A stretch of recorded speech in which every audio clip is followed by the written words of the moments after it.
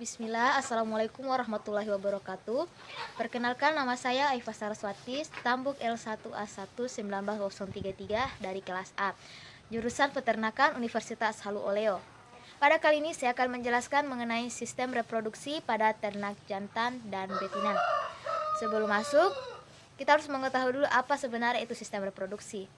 Nah, sistem reproduksi adalah sistem organ seks dalam organisme yang bekerja sama untuk tujuan reproduksi seksual.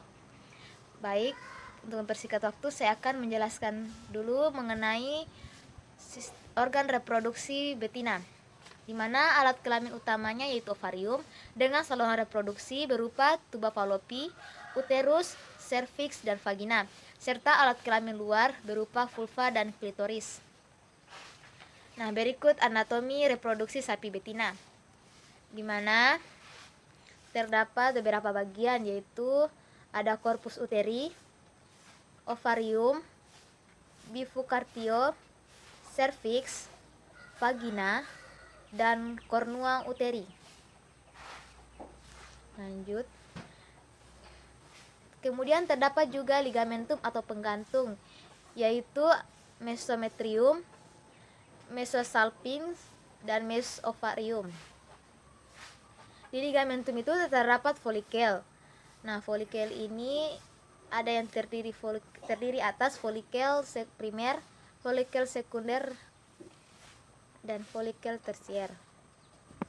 Kemudian terdapat corpus luteum. Corpus luteum ini berfungsi untuk menghasilkan hormon progesteron, merangsang sekresi prolaktin, dan mencegah produksi FSH.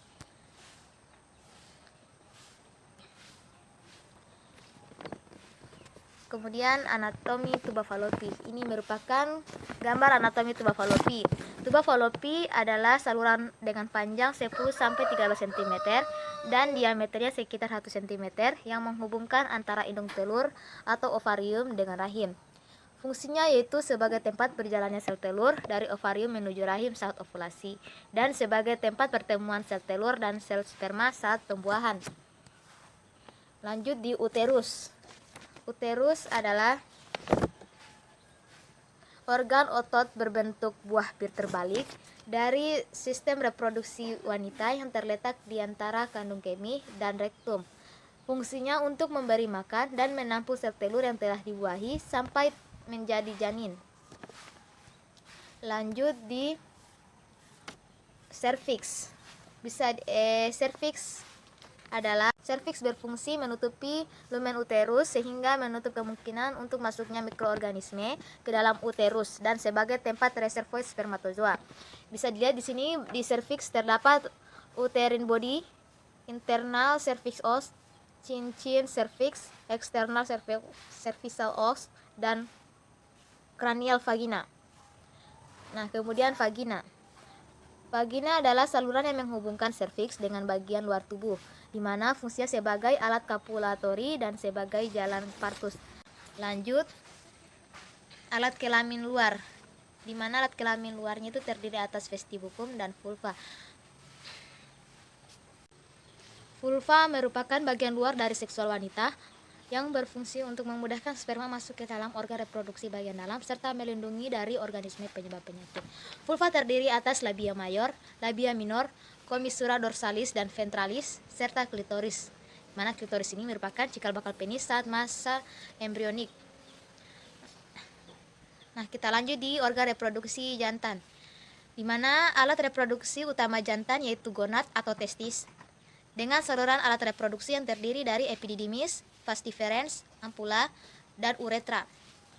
Kemudian ada kelenjar aksesoris yaitu kelenjar vesicula, seminalis, atau vesicularis, kelenjar prostat, dan kelenjar bulbo-uretralis atau Cowper's. Kemudian alat reproduksi luarnya yaitu penis dan proputium serta skrotum. Lanjut di testis. Bisa dilihat pada gambar bahwa testis terbungkus dari kantong skrotum, di mana dalam skrotum berisi 2 lobi testis yang masing-masing lobi itu mengandung 1 testis. Testis terdiri dari kelenjar-kelenjar yang berbentuk tubulus dibungkus oleh selaput tebal yang disebut tunika albugenia. Nah, testis ini mempunyai fungsi yaitu fungsi reproduksi, dan fungsi endokrinologis. Kedua yaitu epididymis. Nah, apa itu epididymis? Epididymis merupakan saluran reproduksi jantan yang terdiri dari 3 bagian, yaitu kaput, korpus, dan kauda. Fungsinya yaitu konsentrasi, pendewasaan, dan penyimpanan spermatozoa. Lanjut di ductus deferens dan ampula. Ductus atau vas deferens merupakan saluran yang menghubungkan kauda epididymis dengan uretra. Dindingnya mengandung otot polos yang berperan dalam pengangkutan spermatozoa. Vas deferens atau ductus deferens ini berfungsi mengangkut spermatozoa dari kauda epididymis ke uretra. Dindingnya yang mengandung otot-otot licin penting dalam mekanisme pengangkutan spermatozoa pada waktu ejakulasi. Lanjut di uretra. Uretra adalah saluran urogenitalis untuk menyalurkan urin dan semen. Uretra membentang dari daerah pelvis ke penis dan berakhir pada ujung glans sebagai orificum uretra externa. Uretra ini dibedakan menjadi 3 bagian, yaitu bagian pelvis, bulbus uretra, dan bagian penis. Skrotum adalah kantong testis. Adanya lapisan pada skrotum mempunyai fungsi ganda, yaitu sebagai peredaman kejut apabila ada benturan fisik, sebagai pelindung terhadap temperatur lingkungan, dan menunjang serta melindungi testes dan epididymis. Bisa lihat pada gambar skrotum. Kemudian kelenjar aksesoris. Kelenjar aksesoris pada organ reproduksi jantan itu terdiri atas kelenjar vesicularis, kelenjar prostat, dan kelenjar bulboretralis atau poppers. Kemudian penis. Penis mempunyai tugas ganda, yaitu mengeluarkan urin dan meletakkan semen ke dalam saluran reproduksi betina. Penis terdiri atas bagian akar, badan, dan ujung yang berakhir pada glans penis. Lanjut ke preputium. Preputium adalah invagasi ganda dari kulit yang menyelubungi bagian bebas penis sewaktu tidak ereksi dan menyelubungi badan penis kauda sewaktu ereksi. Preputium sapi mempunyai panjang 35-40 cm dengan diameter 4 cm.